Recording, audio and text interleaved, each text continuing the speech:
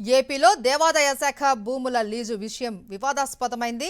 దేవాలయాల భూములు వేలం లేకుండా లీజుకు ఇచ్చేందుకు ప్రభుత్వం యత్నిస్తోంది. అభ్యంతరాల స్పీకర్కు నోటిఫికేషన్ జారీ చేసింది. గతంలో ఉన్న వేలం విధానం తొలగించాలి అని ప్రభుత్వం ప్రతిపాదన పెట్టింది.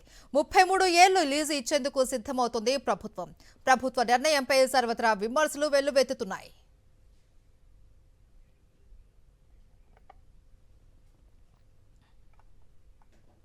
బ్రేకింగ్ న్యూస్ చూస్తున్నాం. ఏపీలో దేవాదాయ శాఖ భూముల లీజు జీవో వివాదాస్పదమైంది. దేవాలయాల భూములు వేలం లేకుండా లీజుకు ఇచ్చేందుకు ప్రభుత్వం యత్నిస్తోంది. అభ్యంతరాల స్పీకర్కు నోటిఫికేషన్ జారీ చేసింది. గతంలో ఉన్న వేలం విధానం తొలగించాలి అని ప్రభుత్వం ప్రతిపాదన పెట్టింది. 33 ఏళ్లు లీజు ఇచ్చేందుకు సిద్ధమవుతోంది ప్రభుత్వం. ప్రభుత్వ నిర్ణయంపై సర్వత్రా విమర్శలు వెల్లువెత్తుతున్నాయి. ఇదే అంశానికి సంబంధించి మరింత సమాచారం మా ప్రతినిధి సతీష్ అందిస్తారు. సతీష్,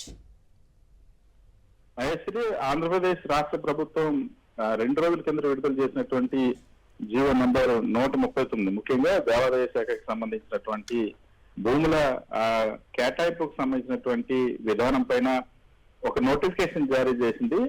ప్రధానంగా ఏదైతే Andhra Pradesh charitable and Hindu religious institutes and endowments immovable properties and other rights act కింద ఇచ్చినటువంటి రూల్స్ ని అమెండ్ చేస్తూ ఈ నోటిఫికేషన్ జారీ చేసింది. అందులో ప్రధానంగా దేవాలయాలకు సంబంధించి దేవాదాయ శాఖ పరిధిలో ఉన్నటువంటి భూములను ప్రస్తుతం ఇప్పటి వరకు వేలం నిర్వహించి ఆ వేలంలో ఎవరు ఎక్కువ ధర చెల్లిస్తే వాళ్ళకి వివిధ అవసరాల నేపథ్యంలో ఆ భూములను కేటాయిస్తూ ప్రభుత్వం ఉండేది.